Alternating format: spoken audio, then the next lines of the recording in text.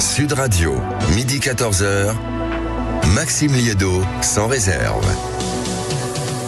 Bonjour à tous, je suis ravi de vous retrouver pour 2 heures d'information. On a sélectionné, vous allez voir, les meilleurs sujets du jour avec les meilleurs invités. Et croyez-moi, on va faire le tour de tout ça. Et puis j'attends évidemment vos réactions au standard, sur l'application, sur les réseaux sociaux. Je vous rappelle le numéro 0826 300 300. Le camarade Manu est déjà derrière le standard, prêt à recueillir vos appels. Mais avant qu'on rentre dans le vif du sujet, j'aimerais quand même qu'on reparle de ce qui se passe du côté, vous savez, des comités qui servent à rien en France, avec la nomination de Dominique Voynet, nommé au comité pour la transparence et l'information sur la sécurité nucléaire. Vous vous en souvenez peut-être parce que, si vous voulez, ça fait des années en réalité qu'on l'observe, des années qu'elle parle dans les médias avec une influence politique considérable pour dénoncer le nucléaire. Elle se vantait même d'avoir saboté cette énergie propre, résultat qui a payé les patrons, l'industrie française, nous bien sûr évidemment consommateurs, et ça continue, ça fait 2 jours qu'on en parle, mais ça continue de faire réagir, notamment en politique. Antoine Armand, c'est lui qui avait dirigé la commission sur l'énergie nucléaire, il est stupéfait de cette nomination, ancien ministre de l'économie. Il nous dit, mais écoutez,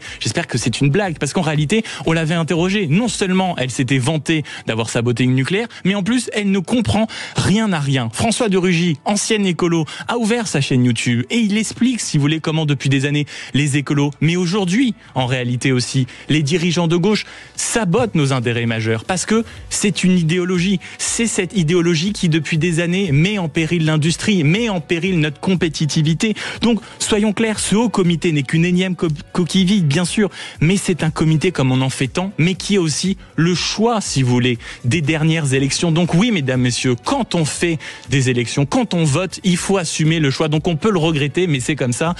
Voter aujourd'hui en France, non, ce n'est pas anecdotique, ça a des conséquences, et que voulez-vous, on en paye tous le prix. Et si je vous parle de sabotage en réalité, si je vous parle de nucléaire, vous allez voir que ça va être au cœur de cette émission à partir de 13h, parce qu'à 13h, on va s'interroger sur la guerre économique. Elle est partout en France, l'industrie, l'énergie, nos intérêts fondamentaux. Alors qu'on parle de défense, figurez-vous que nos intérêts stratégiques sont en train d'être rachetés par des entreprises étrangères. On va avoir ce long débat et j'attends vos appels au 0826 300 300. On sera avec Éric Delbecq, ça fait des années qu'il écrit sur ces sujets, et le directeur général de Vortigen, Paul Azibert, qui lui travaille dans l'ombre pour ces grandes entreprises. Il viendra décrypter tout ça avec nous.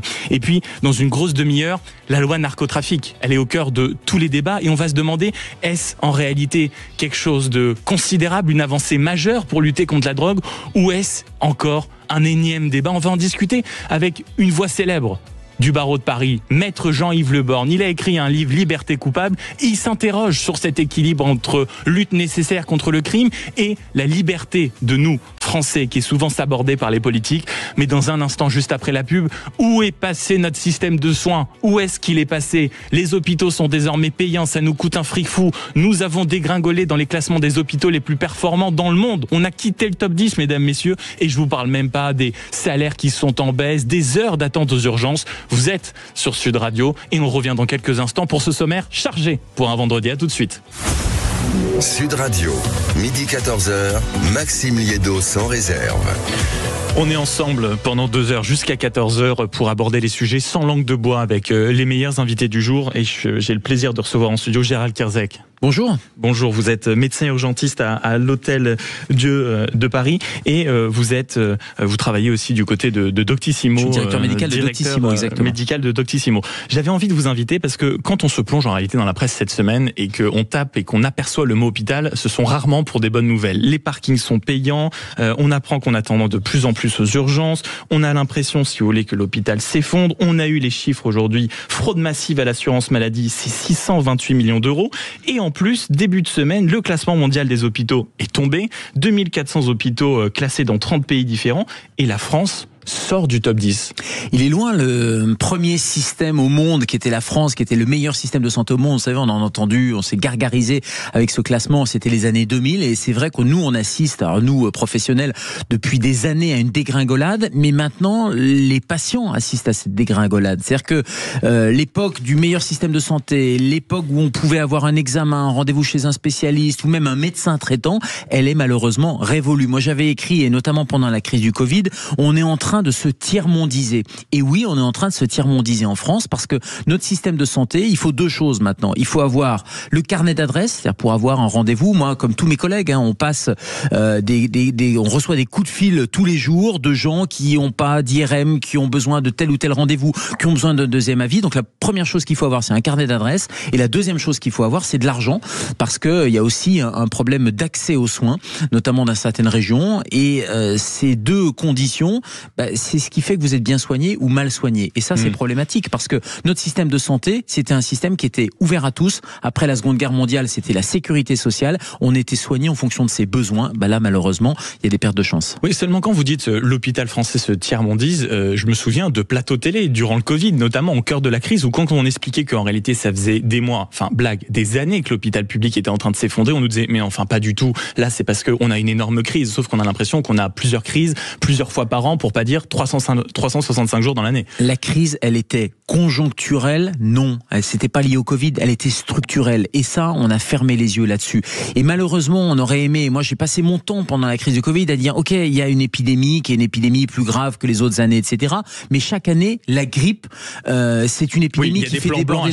Bien sûr, la canicule l'été, tous les étés, vous avez des plans blancs qui sont déclenchés. Or, le plan blanc, faut rappeler ce que c'est. Le plan blanc, c'est en cas d'attentat, c'est en cas de catastrophe. Or là, dès qu'il y a la grippe, dès qu'il y a des allergies, c'est déclenché. C'est devenu l'outil de pilotage un peu de l'hôpital. Dès qu'on a un problème, des urgences qui débordent, des ressources humaines qui n'arrivent pas à gérer, etc.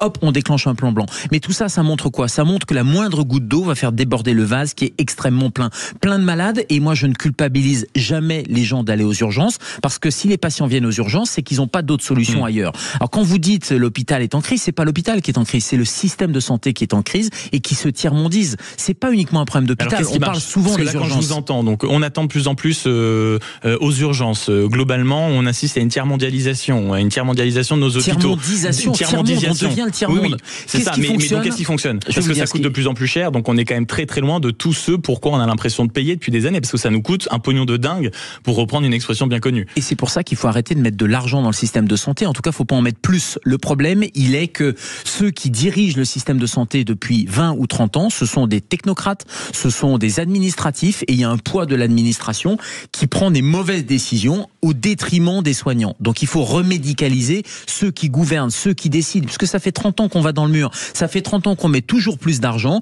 et cet argent ne va pas aux bons endroits.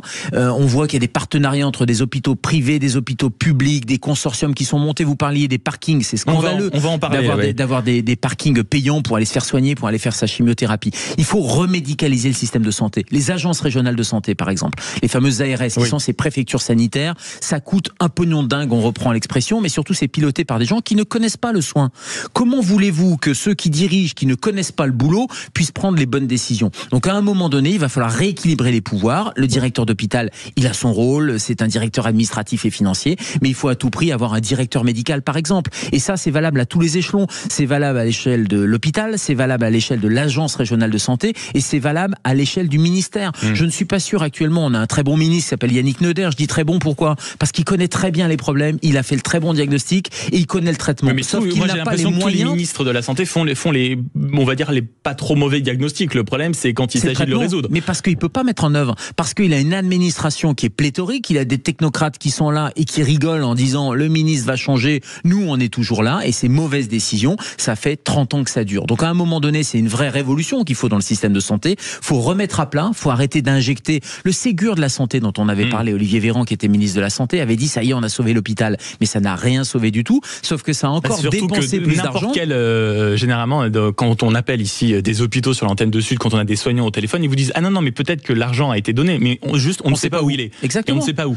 Mais parce qu'il est dépensé encore une fois. Donc c'est pris d'une certaine manière, alors non pas en otage, l'expression n'est pas la bonne, mais c'est capturé en réalité, ça reste dans les mains de l'administration. Déjà, ça comble le déficit, les hôpitaux sont en déficit, des mauvais choix stratégiques qui ont été faits, des investissements immobiliers complètement aberrants, des postes de directeurs, sous-directeurs, sous-sous-directeurs qui sont là aussi extrêmement pléthoriques dans les hôpitaux. Moi, j'ai besoin d'aides-soignants, de brancardiers, de médecins. J'ai pas besoin d'un sous-sous-directeur de l'innovation ou de je ne sais quoi. Et puis surtout, il y a des avantages tout autour de logements de fonction. Enfin, il y a des choses qui sont complètement délirantes. Vous prenez par exemple à Paris l'assistance publique. Quand on vous écoute, c'est vraiment cette sensation. C'est une énarchie de santé publique, une oligarchie de santé publique, en tout cas un monde technocrate. Enfin, on entend beaucoup ce mot, mais nous on le vit au quotidien. Encore une fois, il faut revenir à des choses simples, basiques. Qui doit décider? Des gens qui connaissent le boulot. Ceux qui décident doivent être ceux qui font. Est-ce qu'il faut mettre plus d'argent? Non, il faut réorganiser les choses. Pour les réorganiser de manière médicalement pertinente et éthiquement juste, les choix, ils doivent pas être budgétaires, ils doivent pas être financiers. Ils doivent être sur les soins, sur l'éthique et sur la performance médicale. Vous en parliez, l'autre scandale quotidien qui a fait la une, notamment du Parisien cette semaine, ce sont les fameux parkings payants. Alors je pense qu'on en avait tous entendu parler autour de nous, mais je pense qu'on avait du mal en réalité à réaliser l'ampleur de ce phénomène. Nancy, Bordeaux, Caen, Lorient, Épinal, ce sont désormais des sociétés privées qui gèrent des dizaines de milliers de places qui étaient autrefois gratuites. Donc on assiste à un spectacle lunaire, des panneaux par exemple qui fleurissent avec payant pour les visiteurs mais gratuit pour les malades, ou encore réservation du parking à l'avance possible, et les infirmières elles-mêmes se retrouvent aujourd'hui à payer ces parkings. Par exemple, une jeune étudiante infirmière, elle doit payer en moyenne 80 € par semaine juste pour se garer devant l'hôpital. Comment on explique ça? Et après on s'étonne que plus personne ne veut travailler à l'hôpital et qu'on manque d'infirmières, et comme on manque d'infirmières on est obligé de fermer des lits. Donc on voit bien qu'on est dans un cercle vicieux. Quand je vous parle de révolution copernicienne ou de remettre le système à plat, c'est qu'on voit bien que là on prend les petits bouts. Alors vous avez des symptômes, et la crise des urgences, la crise des parkings, ce sont des symptômes d'un dysfonctionnement général. Non mais comment on a pu laisser passer ça? Parce qu'il y a bien un jour quelqu'un qui a dû avoir cette idée, personne ne s'y opposait. Un directeur d'hôpital qui s'est dit j'ai un déficit, qu'est-ce que je vais faire? Je vais essayer de rentabiliser, je vais faire un partenariat avec une boîte de parking privé, et puis il y aura une partie de redevance qui sera payée à l'hôpital pour pouvoir combler le déficit. Mais voilà, dans toutes les strates d'administration que vous décrivez depuis tout à l'heure, il n'y a pas une personne chargée d'une certaine éthique qui à un moment alerte en disant écoutez, on va pas commencer à faire payer et les personnes qui viennent travailler et les gens qui rendent visite, ou même parfois les malades eux-mêmes qui doivent venir 3-4 fois par semaine dans l'hôpital. Ça s'appelle avoir un esprit normal. Ça s'appelle avoir une vision de bon sens. C'est censé descendre du ministre et redescendre à toutes les strates. Et malheureusement, du ministère, et encore une fois, côté administration, jusqu'aux agences régionales de santé, jusqu'à l'hôpital, eh bien, vous avez des gens qui ont un formatage par ligne budgétaire. On en avait parlé pendant le Covid en disant les soignants avaient repris les manettes, et puis les tableaux Excel avaient disparu. Mais dès que le Covid est passé, les tableaux Excel ont repris le pas. Et le tableau Excel, il dit, tiens, j'ai un déficit. Je peux avoir une rentrée financière. C'est par le parking. Donc, je vais faire des parkings payants. Mais la déontologie, l'éthique, un soignant, il a un code de déontologie. Un directeur administratif ou financier, il n'a pas de code de déontologie. Son objectif, c'est de faire des économies. Il a un plan de finance. Alors, je jette pas la pierre non plus sur les directeurs d'hôpitaux qui sont sous pression eux-mêmes, parce qu'ils sont sous pression avec une feuille de route qui est une feuille de route. Il faut que tu fasses des économies. Et généralement, en plus, ils ont des salaires qui sont indexés sur les économies qu'ils font. Donc ça les pousse, bien sûr. Donc généralement, plus ils arrivent à faire d'économies, plus ils se disent parfait, parce que tu auras ta prime ce mois-ci. Comme dans une boîte. Sauf que la boîte, là, ça s'appelle l'hôpital, et que le client, c'est pas le client, c'est le patient. Donc il y a une perte de chance évidente, il y a une perte de confort de travail pour les équipes. Et qui dit perte de confort de travail pour les équipes, ça veut dire des gens qui démissionnent, ça veut dire encore une fois des services qui ferment ou des lits qui ferment parce qu'on ne trouve plus à recruter.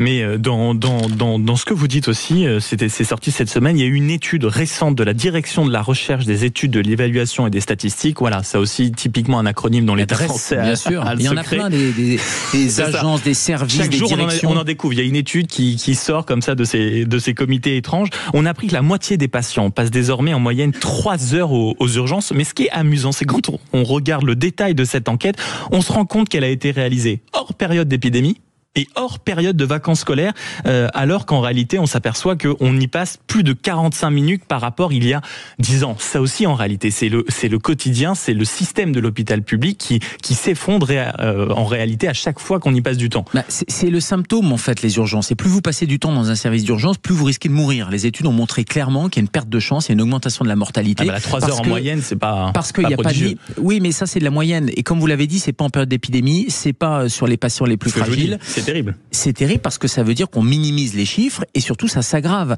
Et qu'est-ce qu'on a fait sur ces chiffres-là? Parce qu'on pourrait se dire, cette direction, elle est très bien, elle fait des statistiques, etc. Si on avait des effets, si on avait un traitement. Sauf que là, on n'a jamais de traitement, malheureusement, qui est mis en place. C'est-à-dire qu'on constate, on a eu des grandes déclarations politiques qui ont dit en décembre, il y aurait plus de malades sur les brancards, on n'aurait plus d'attente aux urgences. On s'aperçoit que c'est resté vœu pieux. Alors qu'encore une fois, il suffirait d'une décision politique de remédicaliser les gouvernants gouvernance des hôpitaux, probablement d'alléger les agences régionales de santé. On pourrait très bien imaginer, on a des préfets, ça fonctionne bien un préfet et une préfecture. On pourrait très bien imaginer... Ça dépend des sujets, mais normalement c'est censé fonctionner. C'est le bras armé de l'État et ça permet quand même d'avoir un fonctionnement qui est plutôt efficace sur les départements. On pourrait très bien imaginer que les ARS, en fait, on les supprime, ça ferait des économies, et puis qu'on mette un préfet délégué à la santé. Là aussi, on ferait des économies un peu d'échelle, puisque ça a été, on a présidé, les budgets ont été gérés depuis des années en disant qu'il faut faire des économies d'échelle. Donc on a fermé les petits hôpitaux, on a regroupé, on a fait des grands hôpitaux. D'ailleurs, si vous avez bien lu cette étude de l'adresse, plus les hôpitaux sont grands, plus on attend. Plus on attend. C'est-à-dire qu'on a fait des économies. Plus c'est censé être performant, plus on s'égare. C'est l'inverse. On a dit big is beautiful, mais non, il faut des petits hôpitaux, il faut des hôpitaux de proximité. Vous savez, il y a deux mots qui devraient être la feuille de route du ministre de la Santé. C'est l'humanité et la proximité. Il faut revenir à un système de proximité avec un médecin traitant, motiver les gens, des hôpitaux de proximité, des maternités de proximité et de l'humanité. Il faut arrêter de penser que les grandes structures sont humaines, elles sont inhumaines. Ils vont résoudre les gros problèmes. Vous parliez de proximité, c'est aussi notre mot d'ordre ici à Sud Radio, et ceux qui les savent généralement appellent, et c'est un très bon réflexe, sachez-le, le 0826 300 300. C'est le cas de Marc qui, en écoutant notre conversation, Gérald Kierzek, a eu envie de réagir. Bonjour Marc. Oui, bonjour Sud Radio, merci à votre intervenant. Non, j'ai pas mémorisé les noms. Gérald Kierzek. Pardon. Non, allez-y, Marc. Je suis ancien médecin généraliste et j'ai fait des études de médecine. Pourquoi est-ce qu'on a unifié les facultés pharmacie, médecine, dentaire, kiné, tout ça en une seule année? Pourquoi au bout d'un trimestre, le gars qui a voulu faire médecine, on lui dit tu pourras pas? Pourquoi on ne refait pas une faculté séparée, comme j'ai connu à mon époque? En plus, on avait droit à 2 chances d'examen, ils prenaient 25% des gens. Bon, moi j'ai redoublé la première année parce que j'étais un peu inhabitué, on était dans le lycée, on était un peu paumé, mais je suis devenu un médecin correct. Bon, pourquoi on ne fait pas ça? Et à mon avis, c'est pas normal. Donc là, je sais pas qui a fait ça. En plus, on a supprimé 42 000 lits. Donc il faut vite recréer des facultés séparées. Alors on nous dit il n'y a pas assez de lits pour les enseignants, pour les examens cliniques. Bon, déjà on met 2 ans après la première année, étudier les signes cliniques et tout. Et ben dans ce cas-là, c'est des stages de 6 mois. Et ben pendant 3 mois, l'étudiant il va voir le malade au lit, et puis l'autre il suit les cours, puis il voit les malades en télévision, en enseignement à distance. Filmé, voyez. Mais si je vous écoute, Marc, pour vous, quand on évoque tous ces sujets, quand je posais la question tout à l'heure, où est passé le premier système de soins au monde, vous avez l'impression quand même que ça part de la base, c'est-à-dire des études. Voilà, absolument. Pourquoi d'abord ne pas faire un deuxième examen? Pourquoi regrouper tout en une seule fac? Le prétexte, c'est de dire les hôpitaux n'ont pas assez de place pour étudier. En médecine, en tout cas, les hôpitaux pour la médecine n'ont pas assez de lits. Mais je veux dire que l'enseignement, on avait le professeur Téco qui enseignait la cardiologie, il avait fait des films, on voyait le patient de dos, on pouvait écouter à la télévision, enfin sur les écrans, maintenant sur ordinateur, ça pourrait se faire facilement, les bruits du cœur et tout. Donc ça, il n'y a pas assez de lits pour les étudiants en médecine. C'est faux.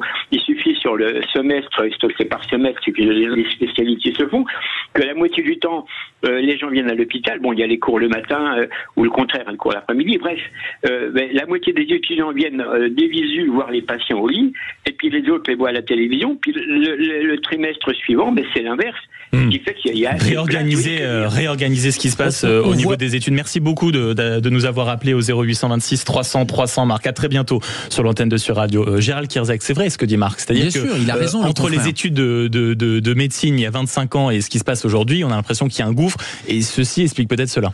Ce qu'on voit surtout, c'est qu'il faut repenser le système de A à Z. Vous savez, après la Deuxième Guerre mondiale, il y a eu les ordonnances de 1958, ce qu'on appelle les ordonnances Debré, qui ont créé les CHU, les centres hospitaliers universitaires. Pourquoi? Parce qu'on avait un problème d'organisation des soins, il fallait retenir les gens à l'hôpital pour pouvoir soigner les malades, etc. C'est le même type de réforme qu'il faut refaire. Il faut repartir de la base.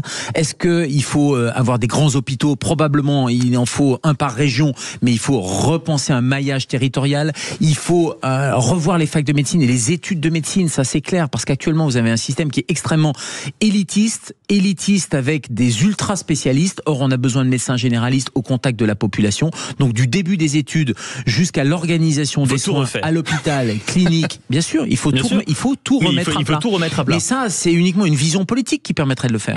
Merci. Merci beaucoup Gérald Kierzek, médecin urgentiste à l'Hôtel Dieu de Paris et directeur médical à Doctissimo. C'est bien ça? Exactement. Merci beaucoup d'avoir été avec nous sur Sud Radio. Où est passé le meilleur système de soins au monde? C'était le cas pendant des années. Je crois que vous avez eu quelques éléments de réponse. Et comme si Marc, vous avez envie de réagir, c'est le 0826 300 300, l'application et les réseaux sociaux Sud Radio. Dans un instant, c'est une voix, une vraie voix, une grande voix du barreau de Paris. Il est craint par les politiques, il est craint par ses adversaires. Jean-Yves Le Borgne pour la loi sur le narcotrafic. Est-ce qu'on tombe désormais, malgré notre lutte saine contre beaucoup de dangers, le crime, le narcotrafic, bref, est-ce qu'on se dirige petit à petit vers un monde sans liberté? Sa plaidoirie, c'est dans quelques instants. Vous êtes sur Sud Radio, à tout de suite. Sud Radio, midi 14h, Maxime Liédo sans réserve.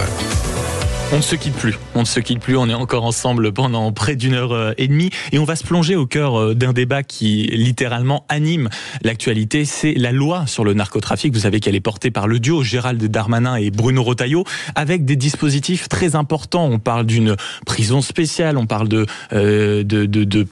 également d'aller, on va dire, s'insérer dans les conversations cryptées, on parle de dossiers coffre-fort, c'est-à-dire en réalité des dossiers des narcotrafiquants qui ne seraient pas accessibles par l'avocat, mais plus généralement, on sent bien l'ambiance sécuritaire qui pèse sur ce pays. Et pour ça, j'ai le plaisir de recevoir Jean-Yves Le Borgne. Bonjour. Bonjour. Maître Jean-Yves Le Borgne, avocat, auteur de Coupable Liberté aux éditions Fayard, un roman presque d'anticipation où vous nous plongez dans une France de 2070 où l'administration, le pouvoir, l'État avec un grand E, en réalité régit toute la vie, mais surtout la vie privée, puisque jusqu'au mariage, en réalité, l'État vient glisser ses yeux, ses oreilles et ses doigts pour régir absolument tout ce qui se passe. Je parlais de cette loi et j'avais envie de vous entendre, maître Jean-Yves Le Borgne, mais également de vous entendre ici au standard au 0826 300 300. Le camarade Manu attend vos appels parce que on a l'impression avec cette loi, même si le sujet est important, qu'il y a beaucoup d'agitation, il y a beaucoup d'annonces, il y a beaucoup d'effets un peu bluff. Vous, quel est votre regard, mine de rien, aiguisé sur cette question? Est-ce que vous avez l'impression qu'on s'agite de façon légitime, parce qu'après tout, évidemment qu'il faut lutter contre le narcotrafic,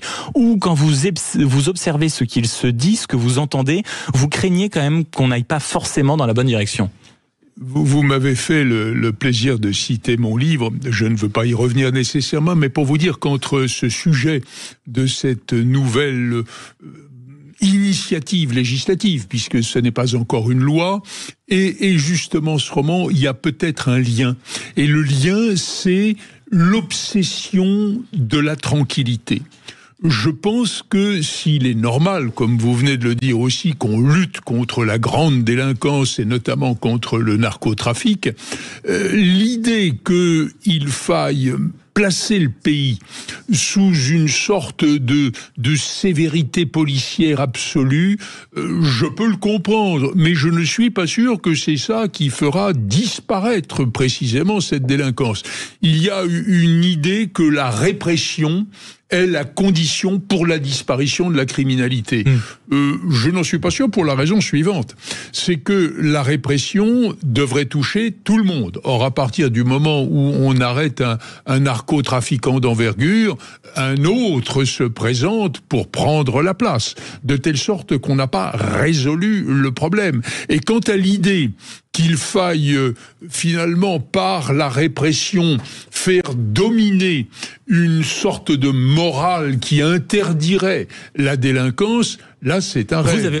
C'est intéressant ce que vous dites quand même, et c'est le lien avec l'objet de votre roman presque d'anticipation, Coupable Liberté, c'est qu'on va vers un régime presque de la morale. C'est-à-dire qu'en réalité, quand on vous écoute, on a l'impression que tout ce qui va d'une certaine manière, de façon législative, empêcher le crime, est en réalité quelque chose pour faire appliquer une morale, c'est ça, presque sécuritaire. Alors, je vous suivrai pas sur ce terrain. Moi, je pense que la morale est quelque chose qu'on a au contraire perdu de vue.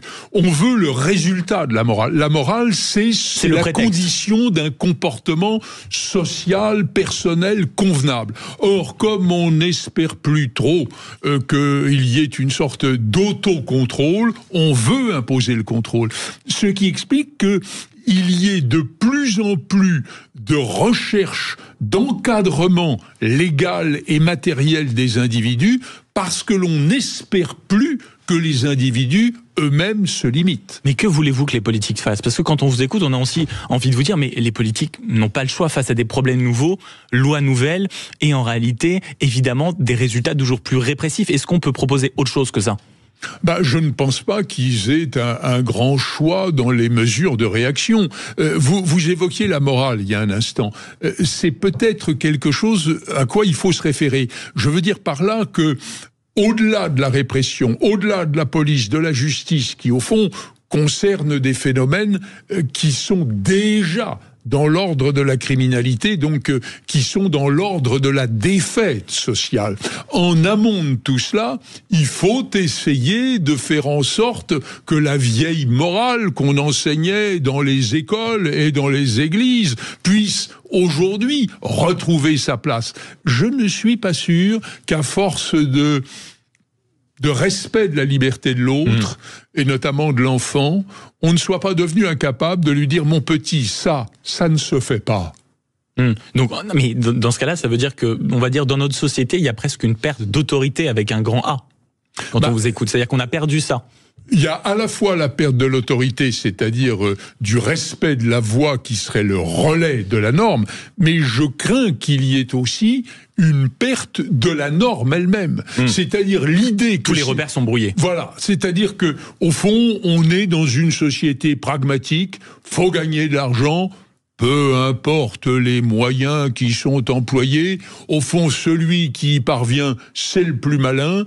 Celui qui, à cause d'une auto-limitation liée, par exemple, à des références de valeurs et de comportements, n'y parviendrait pas, ce n'est pas un homme vertueux, c'est un imbécile.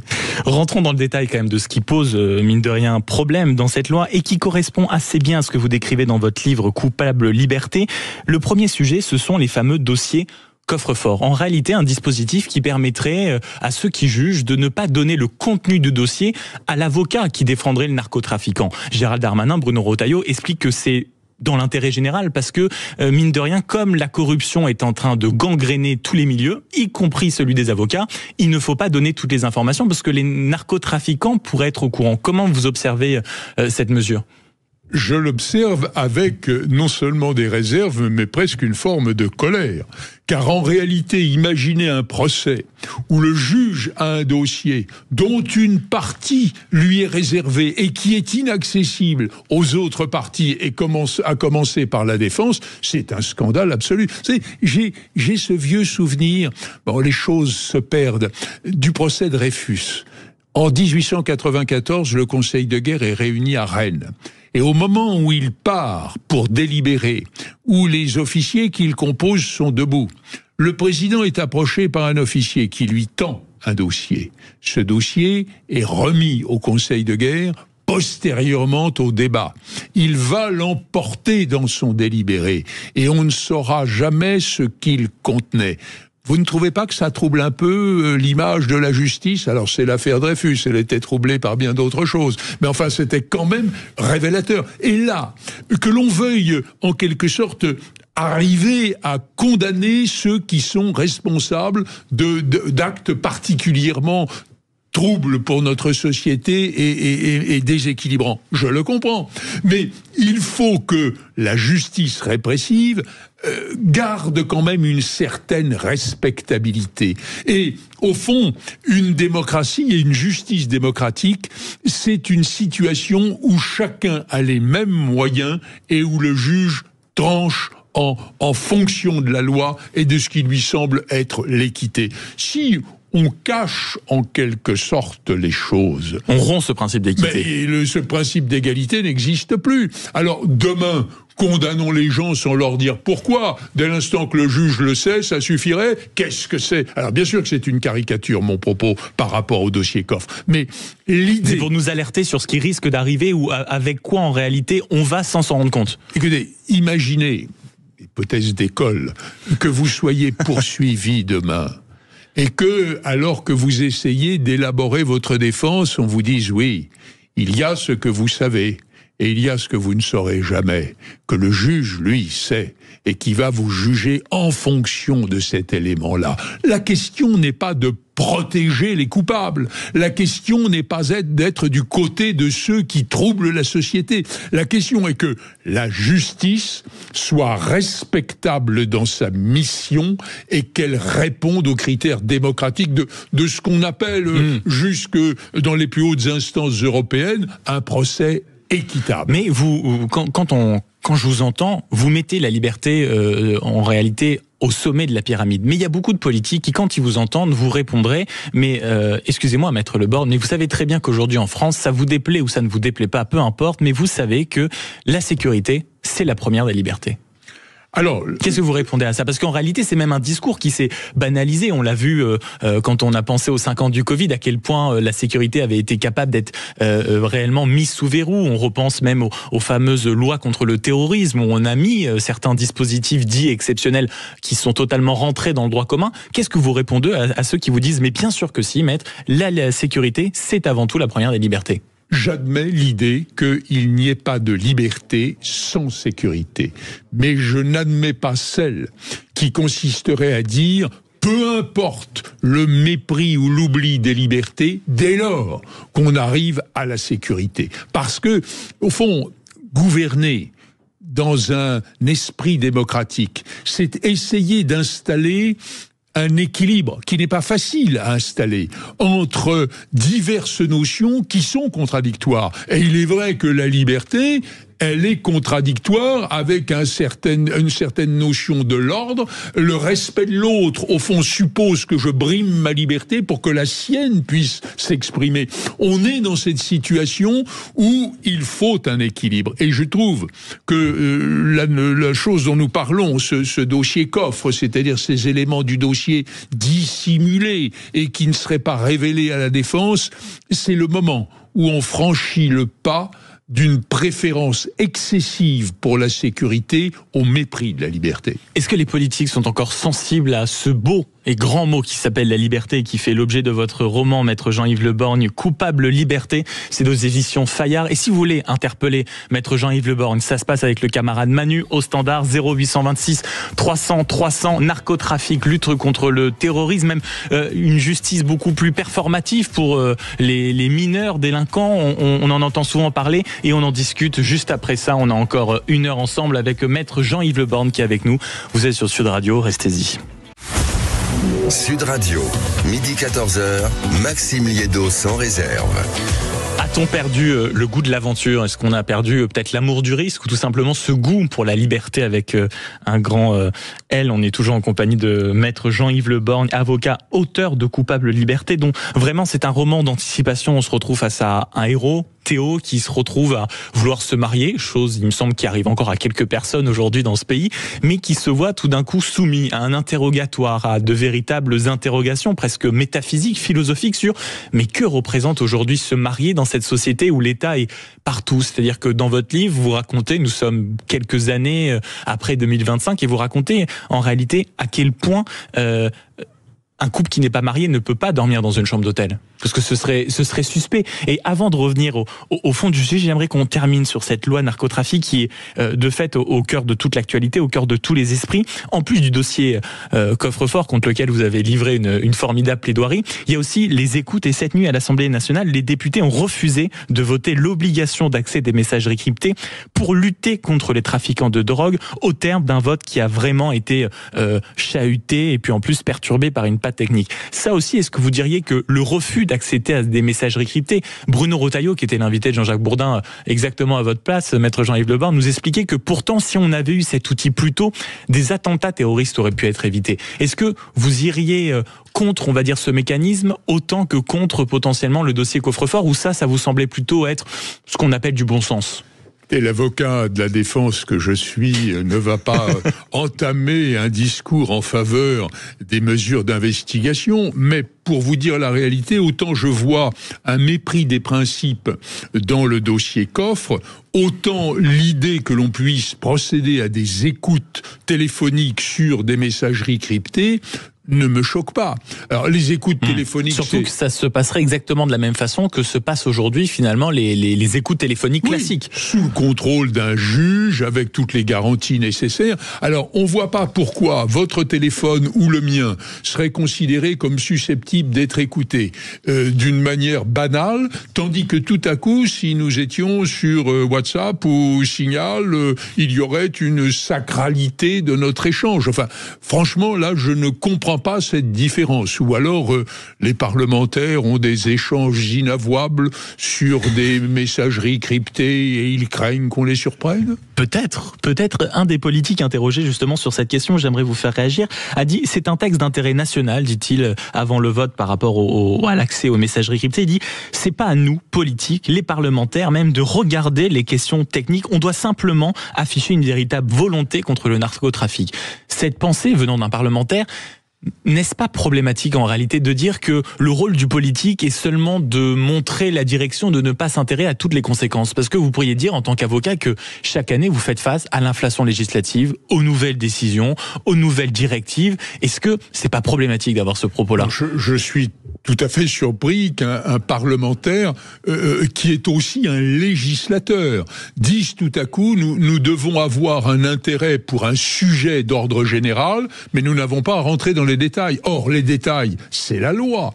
Je dirais que vous savez, dans les 50 dernières années, les codes, peut-être pas tous, mais en tout cas ceux que j'utilise le plus souvent, ont à peu près doublé de volume. C'est vous dire si précisément le législateur, le Parlement, est entré dans les détails. Alors cette sorte de curieuse timidité qui se manifeste là me paraît tout à fait étrange. Je répète que ce qui est important, c'est dans la lutte contre la grande délinquance ou plus généralement la criminalité, faire la différence entre les investigations utiles qui ne portent préjudice à aucune liberté particulière, et sur la lancée, ne pas s'autoriser à aller fouler aux pieds un certain nombre de libertés fondamentales. Mais pour moi, les messageries cryptées, ça fait peut-être pas partie des droits de l'homme de base.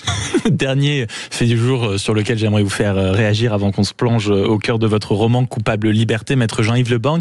C'est un ministre qui parle à la tribune de l'Assemblée nationale pour annoncer quelque chose de soi-disant révolutionnaire. Écoutez. Mesdames, Messieurs les députés, j'ai conscience comme garde des Sceaux du régime de détention tout à fait exceptionnel que je présente au Parlement.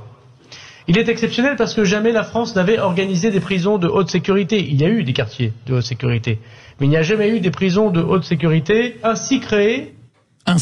Jamais il y en a eu. Vous êtes absolument partout dans la presse, Maître Jean-Yves Le Borgne, ces dernières semaines, non seulement pour faire la promotion de votre livre, mais également pour apporter votre regard sur tout ce qui se passe. Et vous dites, je suis pas sûr en réalité que nous annoncer des prisons à corps et à prix, de grandes prisons ultra sécurisées, soit révolutionnaire. À ce point ?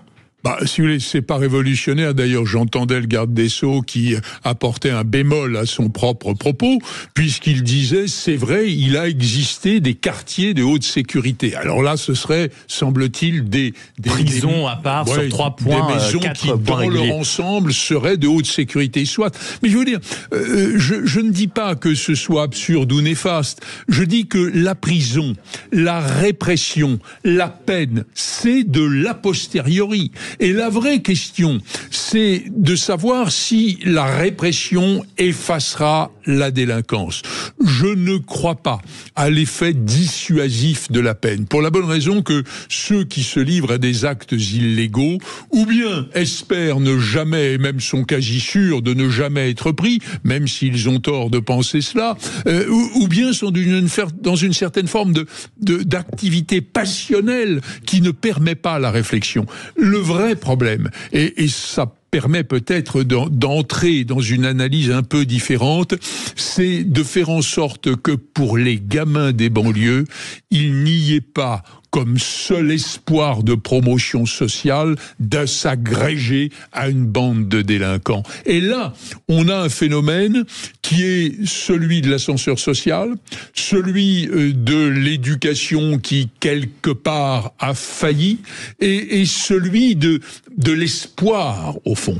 Je suis plus que déçu, inquiet, presque angoissé à l'idée que pour certains jeunes, oui, ça fait beaucoup parce que pour certains jeunes, l'espoir, ce n'est pas d'être un homme d'exception, c'est d'être un footballeur ou de gagner des fortunes dans le trafic de cam.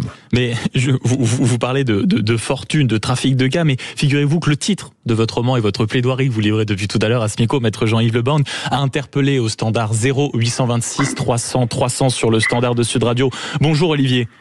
Bonjour. Merci de nous appeler. Le discours, la plaidoirie depuis quelques minutes maintenant sur l'antenne.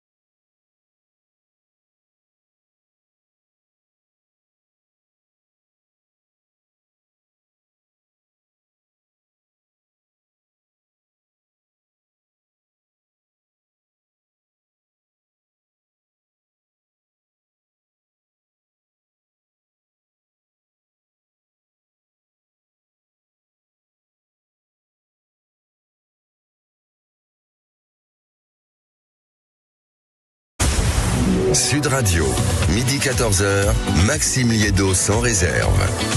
Encore 1 heure dédiée à un sujet clé, mesdames, messieurs, et sur lequel évidemment on attend vos réactions, vos appels, vos commentaires. Le camarade Manu est déjà au standard. Il dégaine le téléphone plus vite que Lucky Luke tiré, donc c'est pour vous dire à quel point vous pouvez l'appeler dès à présent. 0826 300 300. Le sujet est simple, guerre économique, parce que là on le voit, le sujet de la défense est sur toutes les lèvres. On voit également à quel point, si vous voulez, l'État français semble s'intéresser aux grandes entreprises, aux gros fleurons, et pour ça je reçois 2 spécialistes de ce qu'on appelle la guerre économique de tous ces milieux-là. D'abord Éric Delbecq, bonjour. Bonjour Maxime. Vous êtes expert en sécurité intérieure, vous avez également exercé dans ce domaine-là précisément de l'intelligence économique, et vous avez produit depuis des années de nombreux ouvrages sur le sujet, notamment la guerre économique, qui était un que sais-je aux éditions PUF, et quel patriotisme économique également au PUF, et votre éclairage sera précieux. Mais j'accueille également Paul Azibert, bonjour. Merci d'être avec nous. Vous êtes le directeur général de Vortigen. C'est une société qui s'occupe précisément de ces questions-là, et vous faites là depuis des années, en Europe, en France, à l'étranger. Donc, votre regard sur les choses sera absolument concret. Si j'ai envie de vous inviter tous les deux et de créer la discussion, c'est aussi pour que les auditeurs qui nous écoutent puissent vraiment s'intégrer dans le débat. 0826 300 300, je le rappelle. Défense, énergie, souveraineté, ça fait des années que, si vous voulez, que ces mots-là sont sur la bouche des politiques, des experts, des spécialistes, des médias. Mais là, on a l'impression que sur le domaine de la défense, on commence tout d'un coup à se réveiller. On se dit, ah mince, peut-être que l'État, depuis 10, 15, 20 ans, vous nous le direz, l'État a merdé. Et c'est vrai que, quand on regarde en arrière, c'est pas rien. Alstom, vendu à General Electric, Lafarge, racheté par Holcim. Il y a également Alcatel, qui avait été absorbé par Nokia, Arcelor, par Mittal, Péchiné, par Rio. Bref, on pourrait en réalité égrener les fleurons comme ça, même ces derniers mois. Michelin, Arcelor, c'est-à-dire qu'on voit des grands noms qui décident tout d'un coup, qui sont rachetés, qui décident de partir. Vous, depuis, on va dire, quelques semaines, je vais le dire très rapidement, depuis l'élection de Donald Trump, et depuis que les négociations se pressent sans les Européens, Éric Delbecq et Paul Azibert, est-ce que vous avez l'impression qu'on assiste à la fin d'une certaine naïveté de la part des pouvoirs publics sur le sujet? Éric Delbecq. Alors, naïveté, on peut en faire l'hypothèse, mais c'est encore extrêmement gentil. Ça commence bien. Faut être clair que pendant des années, ils s'en foutaient totalement. On a eu des débats sur ces questions de la souveraineté économique, de la souveraineté tout court, de l'autonomie stratégique, de la défense, des secteurs sensibles, notamment l'énergie, mais aussi les télécommunications, depuis la fin du siècle dernier. Il y avait un rapport parlementaire au tournant du siècle qui s'intéressait aux pénétrations étrangères dans l'industrie de défense, rapport parlementaire fait par Bernard Deflessel, où on notait déjà que des fonds d'investissement américains très liés, comme disait Eisenhower, au complexe militaro-industriel américain, essayaient de racheter des entreprises de défense européennes pour opérer eux-mêmes leur propre consolidation de l'industrie d'armement terrestre. C'est-à-dire qu'en fait, c'était des opérateurs financiers américains qui s'occupaient de faire des champions européens de la défense pour en prendre le contrôle. C'est quand même assez emblématique. Ça veut dire que ça n'a pas commencé. Et c'était il y a combien de temps, ça, ce rapport parlementaire? C'était à la fin du XXe siècle, début du XXIe siècle. Donc vous nous dites que en réalité, quand on vous écoute, que déjà les rapports parlementaires ne servaient à rien. Alors, soit on peut dire ça, soit on peut dire que le signal avait déjà été très largement donné, parce que quand on a un rapport parlementaire, on peut pas dire qu'on est dans le signal faible. On est déjà dans le signal fort.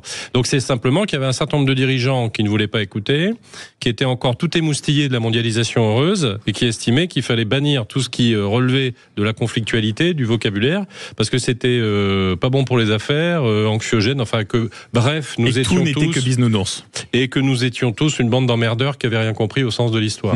Paul Azibert, je le rappelle, vous êtes le directeur général de la société Vortigen. C'est la même question qu'à Éric Delbecq. Est-ce que vous qui côtoyez au quotidien les milieux économiques, les milieux politiques, ces milieux militaires, ces milieux de défense, les industriels, est-ce que vous avez l'impression que depuis quelques semaines, on assiste à une sorte de fin de naïveté, ou alors tout ça n'est que de la façade? Alors, je m'attendais à la question, du coup. Je vais essayer d'avoir une autre réponse, même si c'est tentant quand même de rebondir sur ce que dit Éric Delbecq et d'être d'accord. Depuis quelques semaines, oui, peut-être, notamment dans les médias, parce qu'on a vu sortir, alors notamment dans le Figaro, on a vu employer des termes comme le terme d'otage économique pour parler de M. Petrucci, qui avait été dans l'affaire Alstom enfermé aux États-Unis. C'est à mon sens la première fois qu'on parle d'otage pour parler de lui. Donc il y a une petite musique peut-être qui arrive, c'est intéressant. En revanche, c'est vrai que ça fait depuis... si on remonte à la naissance de l'idée de l'intelligence économique, même en France, on arrive dans les années 90-97, mais c'est une question de doctrine. Donc, qu'on change un petit peu de discours, c'est une chose. Donc début de prise de conscience, si je vous écoute, mais peut-être pas suffisante en réalité, vu l'urgence actuelle. Je sais pas si j'irais même jusqu'à sur un début de prise de conscience. Le terme ressort, mais si on remonte par exemple à la question de la doctrine américaine sur l'intelligence économique, elle est diamétralement opposée à celle française. En cela, il le disait très bien Eric Delbecq, qu'elle est offensive. On a dans les années 90 des groupements qui sont créés, des groupements publics aux États-Unis qui s'appellent notamment l'Advocacy Center, qui est créé et qui peut utiliser l'ensemble des moyens de l'État à sa disposition pour aller sur des marchés. C'est comme ça que Thomson se fait sortir, par exemple, au Brésil en 94, parce que l'Advocacy Center mobilise la NSA, la CIA, et va aller poser Raytheon à la place. Bon, ça fait depuis donc plus de 20 ans, 30 ans qu'on a ça. Donc je sais pas si on peut parler d'un début de prise de conscience. J'aimerais bien. Mais à espérer en tout cas. À espérer, mais si on revient à des exemples plus récents, et Eric Delbecq parlait des rapports parlementaires, les derniers en date, ça a peut-être été ceux qui voulaient créer même une commission à la défense économique ou au renseignement économique, sur le même modèle que la commission au renseignement.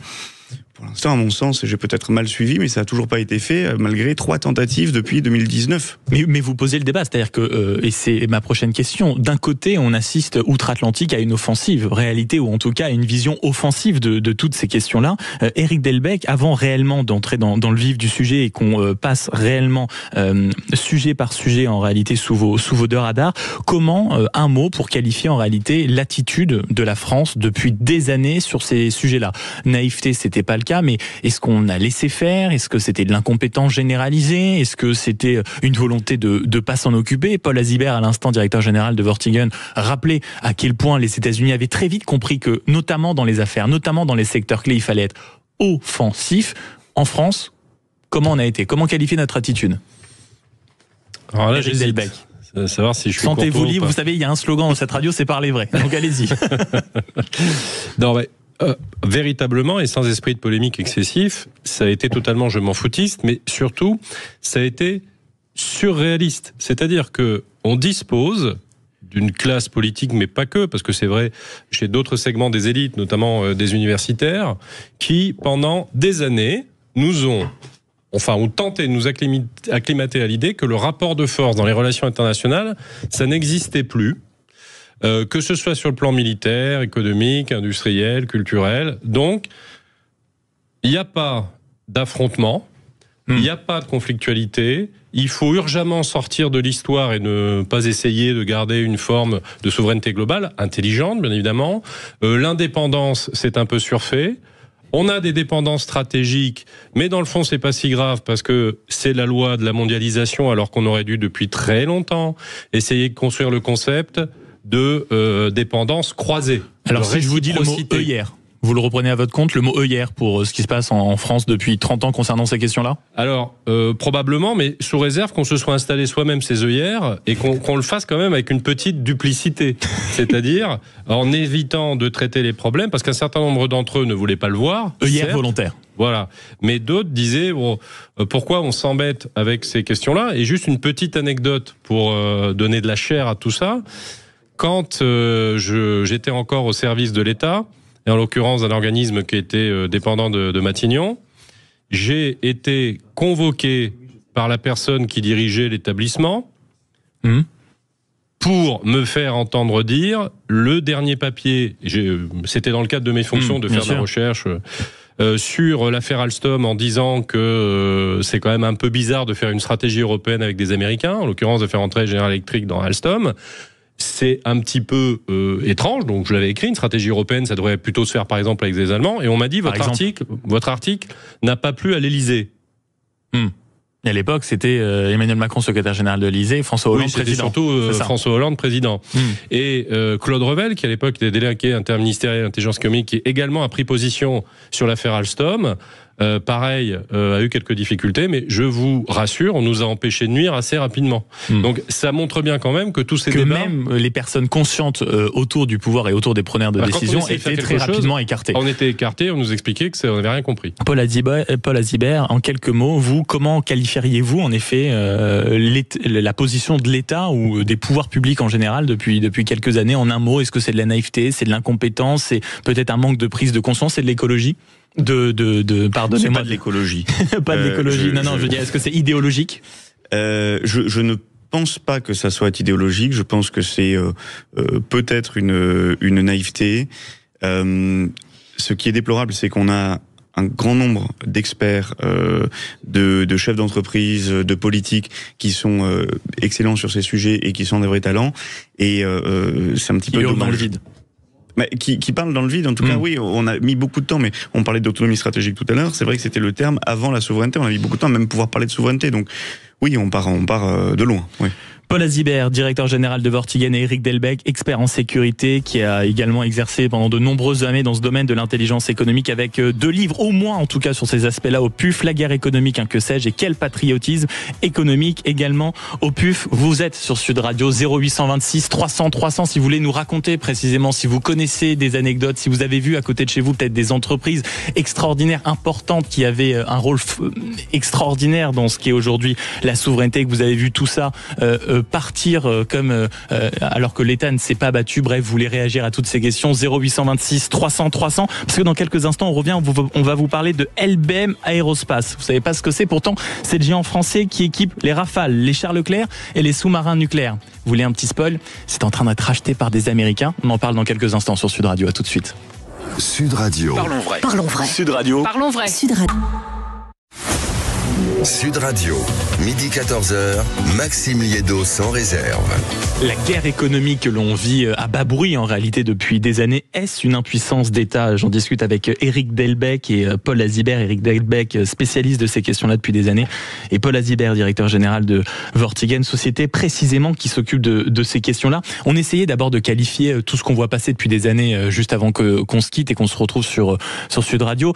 On se souvient d'Alstom, on se souvient de Technip, on se souvient de Lafarge, on se souvient de tout ça, mais c'est peut-être pas fini, parce que généralement en France on s'ennuie quand on perpétue pas une tradition, et à l'heure que tout le monde parle de défense, d'économie de guerre, de souveraineté, bien sûr, qu'on critique l'Ukraine ou qu'on critique d'autres pays parce qu'ils étaient dépendants des Américains, nous on a un géant en défense, c'est LBM Aerospace, et ce géant français équipe les Rafales, les chars Leclerc et les sous-marins nucléaires, mais l'État semble laisser ce géant français en réalité être racheté actuellement par des Américains. Eric Delbecq, est-ce qu'il existe une logique d'État qui nous échappe totalement sur ce sujet-là, ou est-ce qu'il s'agit réellement d'une inconscience qui règne depuis des années? C'est-à-dire que dans ce contexte, je suis sûr que tous ceux qui nous écoutent vont se précipiter sur le 0826 300 300 en disant mais attendez, l'État, alors qu'on est en économie de guerre, ne peut pas se permettre de laisser partir un géant français. Et pourtant, ouais, alors, comme disait Charles Aznavour. Effectivement, il n'y a pas de logique, il y a un illogisme. Et deuxièmement, on n'est pas du tout en fait en économie de guerre. Ça, c'est encore un slogan. Alors, on a un président qui adore les métaphores guerrières, tout ça. Le Covid, c'était la guerre. Là, maintenant, on est en économie de guerre. Le réarmement moral, tout ça. Il y a eu le réarmement démographique aussi, on se souvient. Voilà. Une économie de guerre, c'est globalement, pour faire une mise en coupe réglée de l'économie au service de la guerre. C'est-à-dire des taxations, des réquisitions, des impositions de quotas, des sacrifices de certaines productions au bénéfice de la production de guerre, une vaste mobilisation. Autant dire que si les Ukrainiens sont en économie de guerre, nous, on n'est pas du tout en économie de guerre. Simplement, on s'interroge sur le fait de savoir si on va avoir une politique de défense cohérente et si on va refaire marcher normalement nos industries d'armement. Mais là, est-ce que c'est cohérent potentiellement que ce géant français se fasse racheter par des Américains? On l'a jamais été. Depuis 30 ans, on n'a jamais été cohérent en la matière. Mais alors, autre question, pardon, pour tisser le fil de votre raisonnement. Quand là, on sait que on va avoir des besoins absolument majeurs, que en France, alors on est peut-être évidemment désarmé sur certains points, mais on a quand même, en tout cas, une certaine souveraineté. On a un peu de matière. D'ailleurs, j'aimerais qu'on écoute, si vous voulez bien, Sébastien Lecornu. Il était hier à Bergerac, c'est une usine de poudre qui commence à tourner tout seul. Et je vais vous faire réagir précisément. Il utilise un terme important et je reviens vers vous. On est en train de reprendre en masse musculaire. Et ça, c'est clé pour notre appareil de sécurité militaire, c'est clé pour notre diplomatie. Si vous commencez à dépendre d'autres, vous voyez bien comment l'Ukraine est dépendante des aides militaires des alliés. On l'a vu encore il y a quelques jours avec la suspension puis le rétablissement de l'aide militaire ukrainienne. Et puis accessoirement, 1 euro d'argent public investi dans la défense, vous le voyez bien, on le retrouve ici à Bergerac de manière très indirecte. Et ça, il faudrait expliquer ce qu'est le modèle historique français. Et c'est un modèle au contraire de cohésion et de réconciliation. Un modèle de cohésion, faut réexpliquer ce qu'est le modèle français, comment, qui plus est dans cette période, l'État est capable de laisser partir potentiellement ce géant français. Alors pour le coup, puisque on est en train de reprendre de la masse musculaire, ça veut dire logiquement qu'on avait perdu cette masse musculaire et surtout qu'on avait perdu l'habitude de protéger nos secteurs stratégiques. Alors ça aussi, c'est une habitude qui doit être reprise. Les décrets permettant de protéger nos secteurs stratégiques, ils doivent être aussi réutilisés à bon escient, ce qui n'a pas toujours été le cas. Et l'État, il n'est encore pas totalement en ordre de marche dans cette question de préserver son périmètre industriel en général et dédié à la défense en particulier. Donc on n'est pas du tout au bout du chemin. Pendant des années, Bercy était habitué à laisser filer ses industries. C'était la règle. Donc pour se reprendre en main, ça va nécessiter un petit peu de temps. Mais vous parlez, Eric Delbecq, de Bercy. Paul Azibert, je me tourne vers vous. Il y a une chose encore plus étonnante, mine de rien, dans ce dossier, c'est que en réalité, ce n'est pas du tout le ministère des Armées qui a le dernier mot. C'est précisément Bercy, c'est-à-dire que les mêmes fonctionnaires qui, accessoirement, rappelons-le, coupent depuis des années dans les budgets successifs, laissent partir les entreprises. Comment vous observez, vous, par exemple, notamment dans la période, une fois plus, vous les fréquentez au quotidien avec votre société Vortigen, comment vous observez ce qui est en train de se passer avec, une fois de plus, une technique américaine offensive sur un pilier de notre défense? En théorie, c'est pas forcément délirant d'imaginer qu'il y ait une direction à Bercy qui puisse s'occuper de tout et ou qui ait un grand interministériel.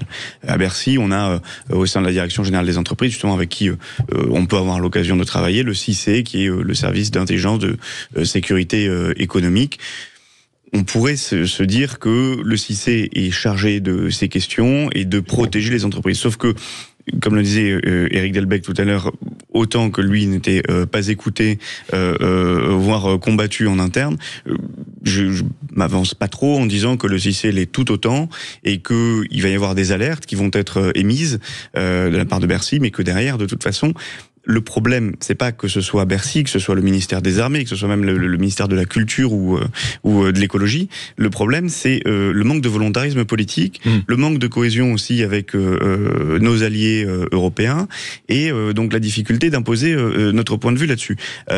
On laisse filer nos industries, mais de l'autre côté, on n'arrive de toute façon même pas à imposer notre vision, l'industrie de défense auprès de nos alliés européens. Donc, à partir de ce moment-là, ça, on va y revenir, Maxime Liédot, et je me doute qu'on va y revenir, mais à partir de ce moment-là, si vous voulez, quel que soit le ministère responsable, le problème c'est le volontarisme politique et c'est d'avoir un horizon là-dedans.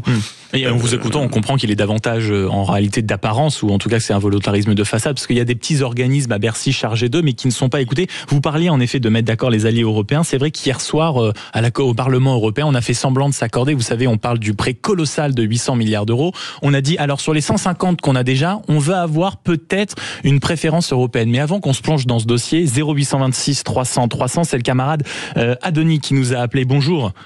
Oui, bonjour. Merci beaucoup d'avoir appelé l'antenne de Sud Radio et d'avoir appelé le camarade Manu. Je rappelle pour ceux qui voudraient faire comme vous, le numéro 0826 300 300. Vous avez été interpellé notamment au début de cette conversation quand on a rappelé ce que fait l'État français depuis 10, 15, 20 ans, parce que si je ne m'abuse, vous êtes un ancien salarié d'Alstom. Oui, tout à fait. Et comment vous avez vécu, parce que nous, c'est devenu une affaire d'État un peu emblématique de ce que pouvait être la désindustrialisation, comment vous avez vécu de l'intérieur le balayage d'un géant français comme Alstom il y a des années? 10 ans maintenant. Très mal. Oui, 10 ans, effectivement. Je peux quand même m'en rappeler, parce que je crois que la date butoir, enfin la date officielle de la vente d'Alstom à General Electric était le 2 novembre 2015. Je crois. Et c'est le jour de mon anniversaire. Je peux que m'en rappeler. Oui. Je l'ai très mal vécu parce que ça ne faisait pas longtemps que j'avais été embauché chez Alstom. J'ai appris en direct ce que ça pouvait être Alstom à tous les niveaux. compétences, organisation, voilà. Enfin, c'est une super entreprise. Et donc, je l'ai, très mal vécu parce que quelque part, je pensais, comme beaucoup de gens m'avaient dit, que je connais, qui travaille dans le nucléaire, t'es tranquille jusqu'à la retraite. Manque de bol, 1 an et demi après, à peu près, je n'étais plus Alstom, j'étais devenu General Electric. Pour 5 ans. Et c'est peut-être un peu naïf comme question, Adonis, mais quand vous avez décidé de travailler pour Alstom, il y avait, j'imagine, une dimension un peu patriotique de se dire qu'on travaillait pour une grande entreprise française, ou pas du tout de l'autre côté? Si, bien sûr. Pour tout vous dire, j'étais en reconversion professionnelle. J'avais 45 ans. Et donc, quand Alstom, j'étais intérimaire dans une boîte avec qui Alstom travaillait. Et quand ils sont venus me chercher, je n'ai pas hésité une seconde. Alstom, tout de suite, vous envoie vers quelque chose d'un petit peu. Vous pensez rentrer dans une entreprise pour très longtemps, et aussi qui représente quelque chose aux yeux du public, on va dire français. Et une grande entreprise avec tout ce que ça veut dire en réalité, c'est-à-dire un grand service, un grand savoir-faire. Vous voyez, 10 ans après, on en parle encore. Donc c'est pas par hasard. Et quand aujourd'hui, et on va se quitter après cette question, Adonis, mais quand aujourd'hui, par exemple, vous entendez encore des géants comme Michelin, quand vous entendez des géants comme Aerospace qui sont en train de se faire racheter par les Américains, qu'est-ce que ça provoque chez vous? Et je me dis que quelque part, il y a des gens connus sûrement, mais qui vont bénéficier d'avantages. Je ne sais pas lesquels, mais je pense que c'est pas par hasard là aussi. Et c'est beaucoup à chaque fois avec les Américains. Donc, je pense que l'aspect financier n'est pas négligeable. Est pas négligeable pour certaines personnes. Je vous rappelle juste que la dernière branche d'Alstom, si je me trompe pas, concernant le nucléaire, vient d'être créée, a été rachetée à General Electric. Et ça s'appelle Arabelle Solutions, qui est une filiale d'EDF. C'était les fameuses turbines, et le président de la République actuelle, Emmanuel Macron, s'était vanté de les racheter. Accessoirement, on les a payés le double du prix. Merci beaucoup, Adonis, d'avoir été avec nous. On se rend compte par votre témoignage au 0826 300 300 que, mine de rien, quand nous, on a peut-être des discussions très théoriques, mais quand on parle de souveraineté, quand on parle d'emploi, quand on parle de savoir-faire, derrière, ça touche des gens qui travaillent dans ces grandes entreprises françaises. On continue à parler de la guerre économique qui est menée à bas bruit dans notre pays. Ça concerne évidemment nos entreprises françaises, ça concerne l'énergie, ça concerne l'armement, ça concerne la défense. Vous êtes sur Sud Radio, 0826 300 300. Mes invités, Eric Delbecq, Paul Azibert. Si vous entendez ma voix, c'est que vous êtes au bon endroit. À tout de suite. Sud Radio. Sud Radio. Parlons vrai. Parlons vrai. Sudra salé et sucré. Sud Radio, midi 14h, Maxime Liédo sans réserve. Dernière demi-heure ensemble avec un numéro clé que vous pouvez composer parce que le camarade Manu dégaine le standard 0826 300 300, mais également sur l'application Sud Radio et les réseaux sociaux pour parler et pour échanger avec Eric Delbecq, spécialiste de ces questions justement d'intelligence économique, et Paul Azibert, directeur général de Vortigen. On a parlé de défense européenne, on a parlé d'Alstom, on a parlé de tout ce que fait en réalité l'État depuis des années, c'est-à-dire laisser partir des géants, ceux qui participaient à ce qu'on appelle notre souveraineté. On a même eu un auditeur, tenez, comme Adonis tout à l'heure, qui nous rappelait et qui nous racontait, mais quand on travaille pour une grande entreprise française, c'est quand même une fierté. On a beaucoup aussi, on parle toujours beaucoup avec ces questions-là de l'Union européenne. Eric Delbecq, c'est vrai que là, on entend beaucoup se dire que ça y est, l'Union européenne a compris. D'ailleurs, regardez, la France a gagné la préférence européenne sur le fameux emprunt commun, 800 milliards, on parle de 150 milliards déjà dans le paquet. Hier, on a commencé à comprendre, il semble avoir un début de préférence européenne. Est-ce que on a vu quand même que ça faisait débat, et beaucoup de débat? Est-ce que c'est une bonne chose pour vous, ou on repart dans des effets d'annonce qui malheureusement ne seront pas beaucoup suivis d'effets? Ça, on va voir dans les mois et les années qui viennent. L'Europe puissance, on en parle depuis 20 ans, 30 ans. Moi, j'avais écrit un livre sur le sujet qui s'appelait l'Europe puissance en 2005-2006. Vous voyez que c'est pas... Ça fait minimum 20 ans. C'est pas d'hier, voilà. Mon âge, voilà. Je note également que la Commission européenne, c'est pas l'organe dédié de toute éternité à ces questions-là, puisque par définition, la défense, c'était un des sujets dont elle ne s'occupait pas. Alors aujourd'hui, que la Commission prenne le lead sur ces sujets et que Madame von der Leyen, c'est un peu baroque, mais enfin, pourquoi pas. Quant au fameux emprunt, là-dedans, la question de la préférence européenne, elle est tout à fait floue. C'est-à-dire qu'on est foutu quand même au bout du compte de dépenser des milliards pour acheter du matériel militaire étranger, globalement aux 2/3 américains, puisque c'est ce qui se passe aujourd'hui. C'est-à-dire que non seulement on achète 75% de matériel militaire étranger, extra-européen, et c'est-à-dire les américain. 2/3 c'est américain. Alors la conséquence, enfin il y en a deux essentiellement, c'est-à-dire qu'au lieu de fortifier notre industrie d'armement européenne, on vitamine celle de nos petits amis américains. Et deuxièmement, parce que ça c'est encore plus drôle, bien sûr je ris jaune quand je dis ça, c'est que les technologies qu'ils nous vendent, ils peuvent en plus les bloquer si l'usage qu'on en fait leur convient pas. Et les contrôler à distance. Exemple clair, le F-35, avion de combat, eh bien si les Américains décident qu'il n'est pas pertinent de les utiliser, ils pourront les bloquer et les empêcher de décoller par le phénomène notamment de ce qu'on appelle les mises à jour. Enfin bref, ils ont un droit de veto sur l'usage des technologies de défense qu'ils nous vendent. Alors quand vous vous rendez compte que la Belgique, l'Italie, l'Allemagne, le Danemark sont équipés avec ces avions-là, comme le disait un commentateur, je crois récemment dans le Figaro, à juste titre, qu'est-ce qu'on va faire si jamais les Américains s'intéressent de trop près au Groenland? Est-ce que les Danois vont pouvoir faire décoller des F-35 pour défendre le Groenland? Alors il vaut mieux en rire parce que sinon on en pleurerait. Donc dans tout ça, qu'est-ce que l'Union européenne va vraiment faire? Moi, je demande à voir. Je suis pas forcément pessimiste, mais je demande à voir. Paul Azibert, directeur général de Vortigen, c'est vrai que à chaque fois en réalité qu'on parle d'énergie, de souveraineté, de défense, d'entreprise, de compétitivité, d'énergie, peu importe, on se tourne un moment vers l'Union européenne. Donc est-ce que la critique elle est un peu facile, c'est-à-dire que quand on entend ça en disant c'est de la faute de l'UE, mine de rien il y a une part de réalité, ou c'est vraiment une critique beaucoup trop facile pour qu'on la regarde avec intérêt? Écoutez, je pense que la critique n'est pas facile. Éric Delbecq le disait aussi. L'UE s'occupe de défense aujourd'hui. Il y a deux prérogatives. Normalement, c'est le commerce et la concurrence. Si elle s'occupe d'autant de sujets sans s'occuper aussi bien du commerce et de la concurrence, c'est qu'elle n'arrive pas à s'occuper de son propre précaré. Donc aujourd'hui, on ne doit pas compter sur l'UE on ne devrait pas compter sur l'UE pour imposer de l'achat de matériel de défense.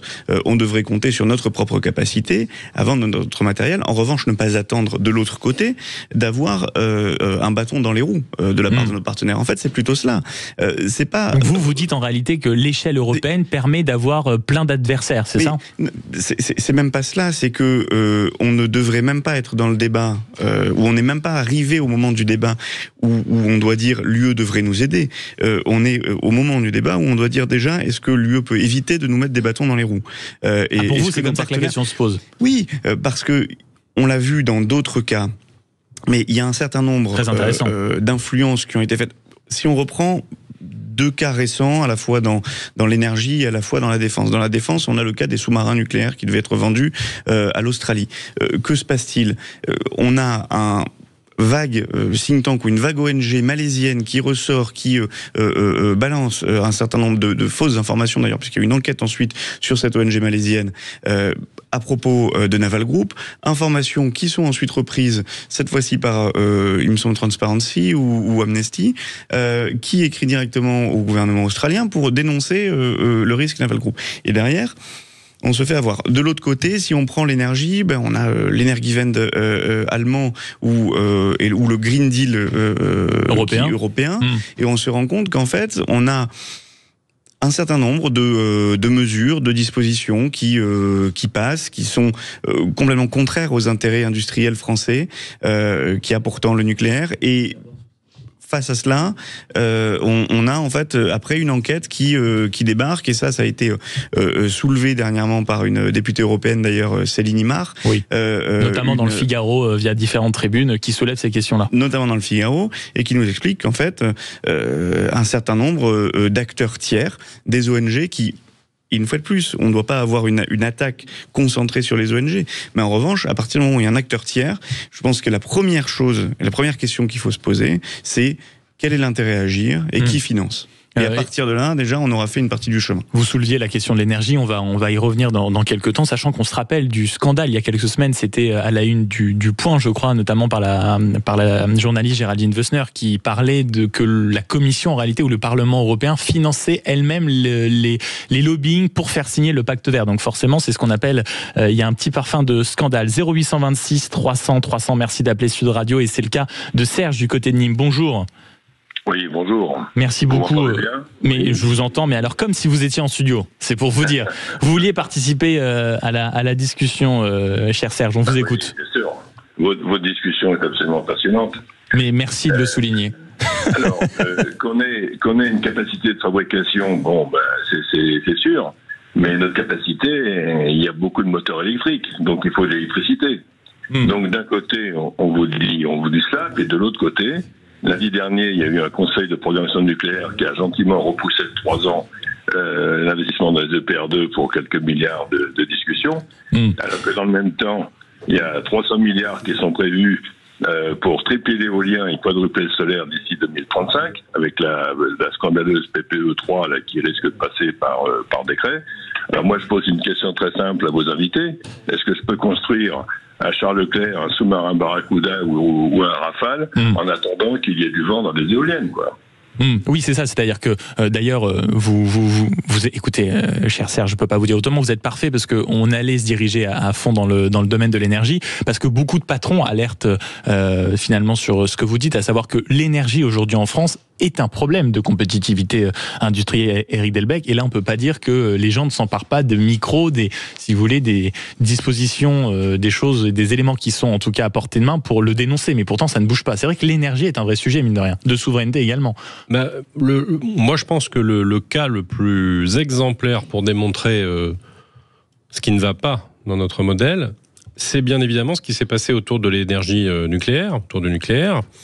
Alors, rappelez-vous de cette commission parlementaire absolument étonnante, où les personnes auditionnées nous ont gentiment expliqué, Ségolène Royal en tête, que c'est les petits arrangements politiques des uns et des autres, et notamment avec les écologistes, qui avaient fait qu'on avait prononcé tel ou tel type de phrase, et qu'au doigt mouillé, on vous expliquait que non, le nucléaire c'était pas bien, ou qu'il fallait arrêter avec telle centrale, ou je ne sais quoi encore, ou des chiffres absolument rocambolesques. Et donc, il y avait aucune, c'est très très clair dans ces auditions, il y avait aucune stratégie pensée d'État sur l'énergie, et en l'occurrence le nucléaire, qui nous aurait permis de financer notre indépendance énergétique. Donc effectivement, on peut toujours essayer de construire à l'avenir des chars lourds qui fonctionnent aux éoliennes. Effectivement, je pense que ça va être quand même compliqué.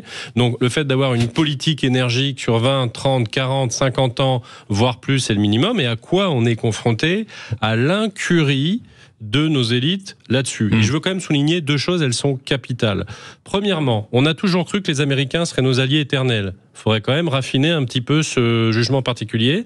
Et deuxièmement, aujourd'hui, vous pouvez faire tout le cursus Sonorum, Sciences Po, l'ENA, etc., sans jamais entendre parler de sécurité nationale et de sécurité intérieure. Donc vous voyez le niveau de nos élites en la matière. Bon, Serge, vous avez eu la réponse à votre commentaire, là, non? J'aurais juste rajouté puis-je permettre de rajouter une Mais permettez-vous, parlez vrai, Serge. Bon, écoutez, très franchement, apprendre que Dominique Voynet a été nommé au Haut Comité pour la transparence de l'information sur la sécurité nucléaire, je pense que ça suffit, quoi. Ça suffit, quoi. Tout est dit. C'est la fin de la récréation, vite fait. Mais écoutez, on va essayer de la siffler, on va continuer à se prononcer sur ces sujets. Merci beaucoup de nous avoir appelé, Serge, depuis Nîmes, au 0826 300 300. La discussion se poursuit sur Sud Radio. Paul Azibert, Éric Delbecq en studio. Vos appels au standard, et puisque le camarade Serge au standard a lancé le sujet, on va continuer à y aller. L'énergie, là aussi, croyez-moi, les ingérences étrangères sont nombreuses, et je crains que les politiques aient une petite part de responsabilité. 0826 300 300, Sud Radio. Vous êtes à la bonne temps. Attention à l'abus d'alcool. Sud Radio, midi 14h, Maxime Liédo sans réserve.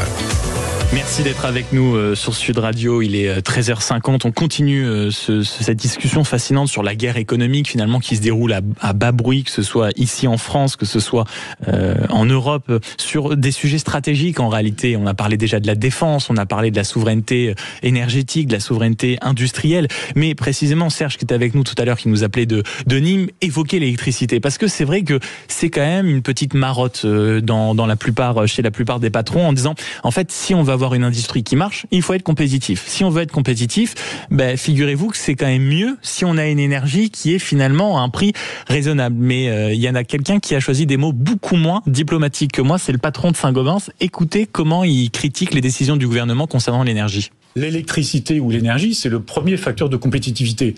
Pour maintenir des usines, nous avons déjà différé des investissements industriels en France parce qu'on n'a pas de visibilité sur l'énergie au 1er janvier 2026. On serait sur un terrain de rugby, puisque la France a fait des efforts en rugby. Ouais. C'est un bras d'honneur, je suis désolé. Un bras d'honneur, PDG de Saint-Gobain, Benoît Bazin, qui prononce ces mots, et ça fait le lien avec ce que vous racontiez tout à l'heure, Éric Delbecq, à savoir qu'il y a un manque de stratégie. Et là, dans l'extrait, ce qui est très intéressant, qui dit « Ah non, mais nous, ça y est, pour 2026, on a déjà mis en pause sur des investissements, sur des constructions d'usines, etc. » Donc c'est une stratégie, une absence de stratégie, plutôt une absence de stratégie, visiblement.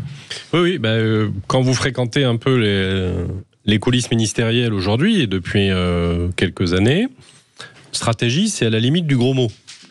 C'est-à-dire qu'on réagit selon des contraintes du moment. On vous parle bien évidemment de la dette publique, ce qui n'est pas un petit sujet, j'en conviens. Mais vous n'avez pas de vision à long terme, c'est certain, mais même pas à moyen terme. Il n'y a quasiment plus aucun département ministériel qui se pose la question de ce qu'on doit faire sur 20 ans, 30 ans ou un demi-siècle. Donc on comprend bien que face aux problématiques auxquels on a à faire face aujourd'hui, que ce soit dans le domaine de la guerre au sens pur, de la défense, ou bien des confrontations, des conflictualités économiques, ne pas savoir raisonner avec plusieurs décennies d'avance, c'est ne pas savoir raisonner du tout. Et on a des élites qui n'ont gouverner, c'est prévoir. Ouais, oui, mais qui n'ont aucune culture de la stratégie. Aucune. C'est-à-dire qu'ils n'en connaissent pas la définition. Pour eux, c'est un vague terme de management qui veut dire planification dans le meilleur des cas. Or, la stratégie... Généralement, ça se fait sur des plateaux, des feuilles Excel, en gros. Oui, puis c'est même pas, c'est à peine de la planification, c'est une vague idée de ce qu'on va faire. Effectivement, la seule chose qui les obsède, encore une fois, je dis pas que c'est pas légitime, c'est la question de l'argent, mais on fait pas la politique d'un État simplement avec l'obsession de la dette publique, sinon ça ne marchera pas. Donc l'idée qu'une stratégie, ça veut dire qu'il y a une conflictualité possible, c'est de l'action finalisée en milieu conflictuel. Si on fait de la stratégie, ça veut dire qu'il y a des acteurs qui vont, à un moment donné, tenter de vous empêcher de remplir vos objectifs. Donc, à partir de là, il en découle un certain nombre de mesures, comme le fait de prévoir quelles vont être nos sources d'énergie sur au moins 50 ans. Lorsqu'on a d'un côté un partenaire, parfois un peu rival, les Américains, qui ont parfaitement réfléchi le problème, et un géant chinois qui, lui, réfléchit à l'échelle des siècles. Et nous réfléchissons à l'échelle de la prochaine échéance électorale. Et Paul Azibert, comment vous observez précisément les politiques dans leur discours, quand on les voit en commission, quand on les voit à l'Assemblée, avant de partir sur le péril chinois, la Chine sévera, nous disait déjà Alain Perfit. Je crois qu'elle est éveillée, là. Oui, je crois qu'elle est bien éveillée. Comment vous regardez justement, vous qui les fréquentez, les politiques, etc. C'est-à-dire, est-ce qu'ils ont sous influence, ou est-ce que c'est vraiment une incapacité à naviguer dans des temps qui, mine de rien, se bousculent? En fait...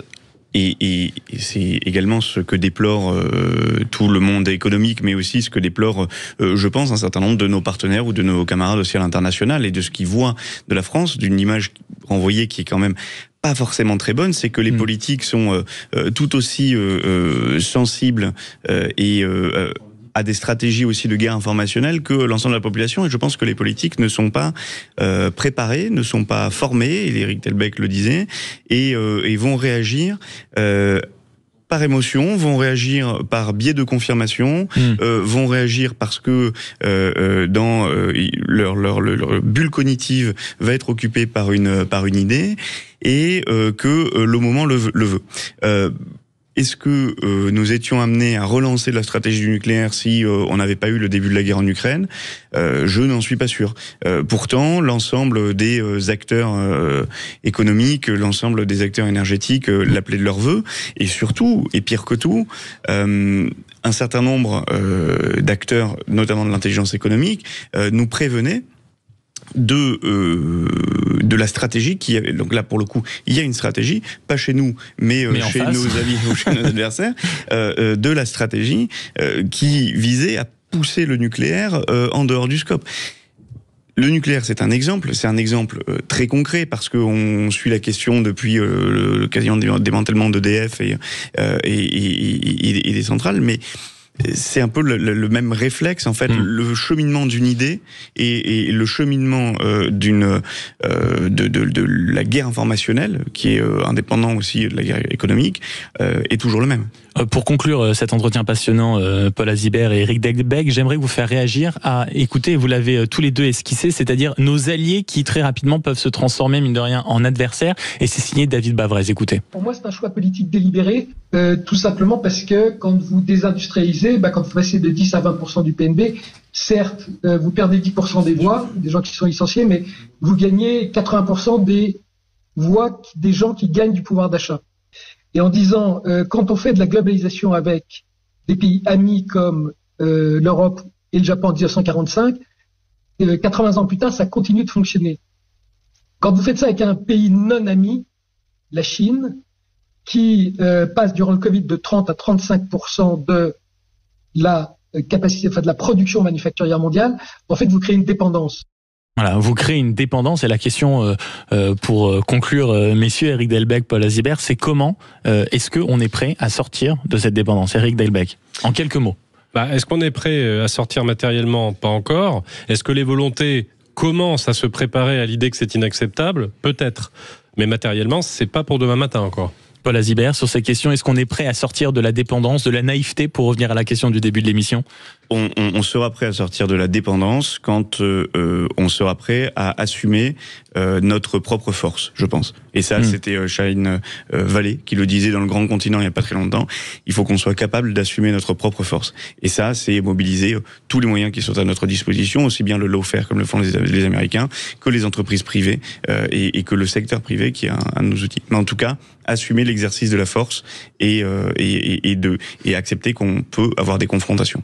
Le mot de la fin signé Paul Azibert, directeur général de Vortigen. Merci de m'avoir accompagné durant cette dernière heure pour cette discussion. Eric Delbecq, merci. Et je rappelle que vous êtes expert en sécurité intérieure, mais que vous avez également pendant de nombreuses années exercé dans le domaine de l'intelligence économique, avec 2 ouvrages bien sûr que je recommande vivement. La guerre économique, qui est un petit que sais-je très utile aux éditions PUF, et Quel patriotisme économique, également aux éditions PUF. Merci de m'avoir accompagné sur ce sujet passionnant, et merci aux 2 Serge qui nous ont appelé 0826 300 300. Vous restez sur Sud Radio pour le reste de l'après-midi, et la semaine prochaine vous retrouvez naturellement André Berkoff et Alexis Poulain. Merci de nous avoir suivis. Sud Radio. Sud Radio. Parlons vrai. Parlons vrai. Sud